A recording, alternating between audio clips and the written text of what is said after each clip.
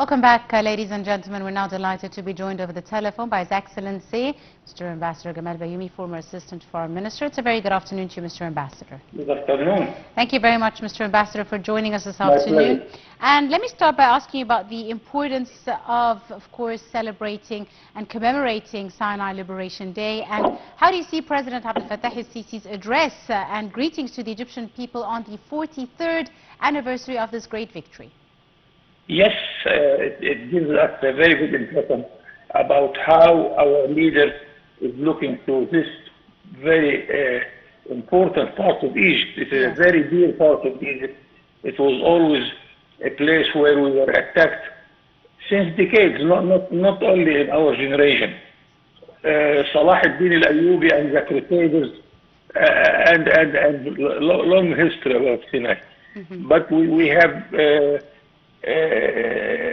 directed military battle until we make a good victory, and we made also a diplomatic battle in order to restore all the details and every part of Sinai, especially the Battle of Taba, where the Israelis were keen to take those 600 meters of Taba. Yes. And we prove that it is part of Egypt. This shows our Egyptian citizens that Egypt will never leave 1 centimeter of its land. Absolutely, Mr. Ambassador. Because people are talking about Sanafir and Iran. It's not Egyptian, it's Saudi. I am of the generation who lived this history, and I know that we received it from Saudi Arabia, and now we have an agreement. We admit that it is part of the Saudi Arabia, but we shall continue the presence of the Egyptian army there for the coming 60 years. Indeed. Now, Mr. Ambassador, we've seen President el-Sisi highlighting Sinai's role specifically related to Egypt's national security, saying that, of course, Sinai is enshrined in the faith, really, of all Egyptians. How important is this statement, Mr. Ambassador? Thank you for raising this question, because some Egyptians are saying that we are forbidden to develop the life in Sinai because of our neighbors. On the contrary, if we develop Sinai, it means that we are not keen to have any more again. So that's why we are spending much, and lately in the last couple of days, we have seen examples of what is going in Sinai. Yes. I am fond of Sinai. I visited Sinai plenty of times, especially Sharm el-Sheikh. It is a city of conferences, and it became very, very famous in the whole world. So it is a dear part of Egypt to us, and we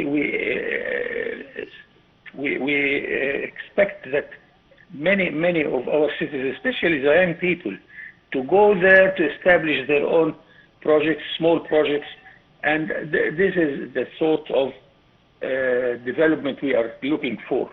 Let us see that also the private sector will put a hand there. Tourism is very flourishing in Sinai, but we want production also. We want to make the opportunity that we have the Suez Canal, which is making the border of Sinai, in order to explore all the possibility to have free trade areas there, industrial areas, and so on. Absolutely. So we expect that Sinai will see many developments in the coming years. Absolutely, and we're seeing the development of Sinai driven by clear strategic vision as well as a strong political will, and Sinai is really being reimagined as a land of innovation and opportunity. How important do you see this kind of framing of Sinai? Yes, this is very important, because it is the question of knowledge. We have to give the knowledge. I ask our information media to shed light on such a thing. And as a citizen coming from a very active city, Damietta, I want to give the Damietta example in Sinai and in many areas, even in the western part of Egypt, in order to create more and more projects, because we are a very young country. We are producing children more than we are producing sandwiches.